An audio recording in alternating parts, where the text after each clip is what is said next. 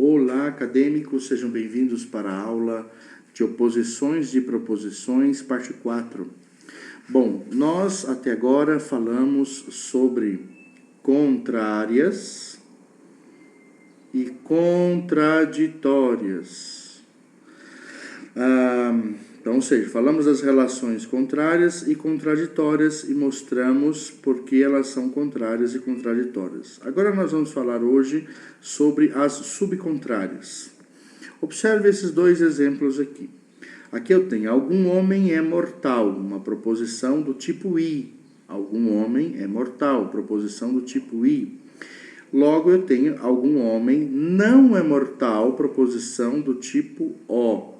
Então, seja, eu tenho duas proposições. Veja a representação gráfica das proposições do tipo I. Então, algum homem é mortal. Então, seja, entre os homens e entre os mortais, alguns são. Então, não é todos, mas alguns são, né?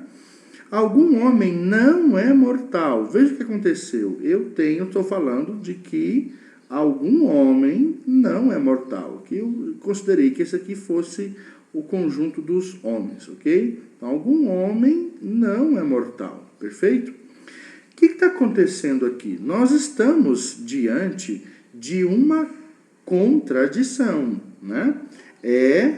Olha aqui, ó, e não é, como o Parmênides falou. Qual que é a diferença entre contrárias e subcontrárias, então? Observe que o é e o não é, que estão se contrapondo, eles são e não são, mas têm uma extensão não universal. Ou seja, mas não todos. Não é, mas nem todos. Ou seja, seria uma contradição perfeita se nós estivéssemos falando de todo mundo. Se todos os casos tivessem sido analisados, e aí nós podíamos chegar à conclusão que todos são ou todos não são.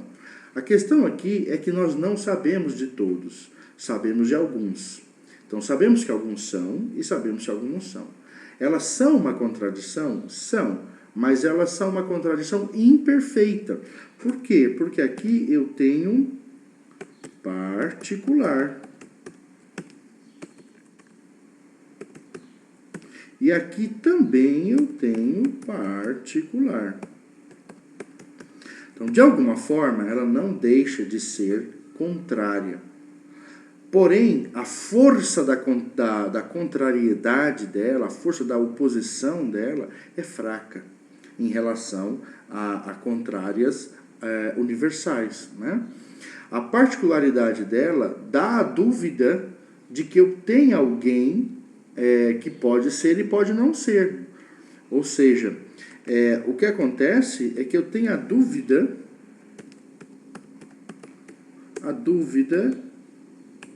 tanto dos que são quanto dos que não são, né?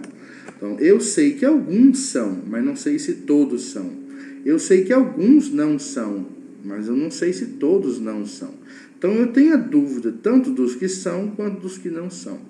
Seguindo Parmênides, de alguma forma elas são contrárias. Mas não são perfeitas e nem são absolutas. Por isso elas são chamadas de... Cadê aqui? Relações de oposição subcontrárias, né? Relações de oposições subcontrárias. Por que subcontrárias? Porque elas têm uma força menor do que a força da contrariedade. Para a gente terminar, então, o quadro, eu já vou aproveitar essa aula e vou comentar sobre as subalternas. Observe aqui, tipo A, tipo I, tipo E, tipo O. Tipo A para o tipo I, quando eu tenho todo A é B e algum A é B, do tipo A para o tipo B, eu não tenho nenhuma oposição. eu tenho uma redução de extensão, né? Então, quando eu falo todo A é B, depois digo algum A é B, eu não opus as duas proposições. Elas não são opostas propriamente ditas. Elas são subalternas, ou seja, uma depende da outra. A proposição I, de alguma forma, depende da proposição A. Eu posso falar que alguns são, né? E posso dizer que todos são. Só posso dizer que todos são se pelo menos alguns forem, né? E posso dizer que alguns são porque posso dizer que todos são.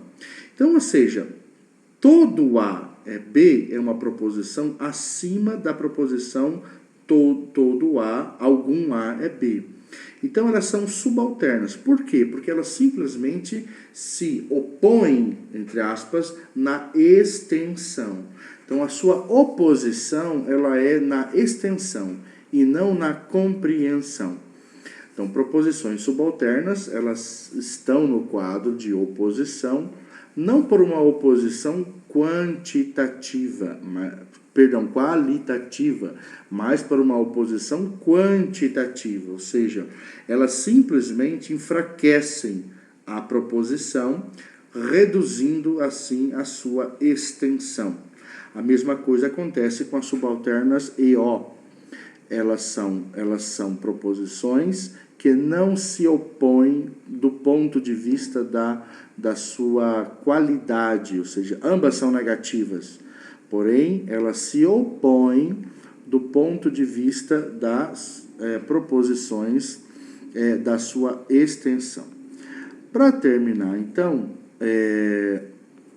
nós temos, então, que proposições...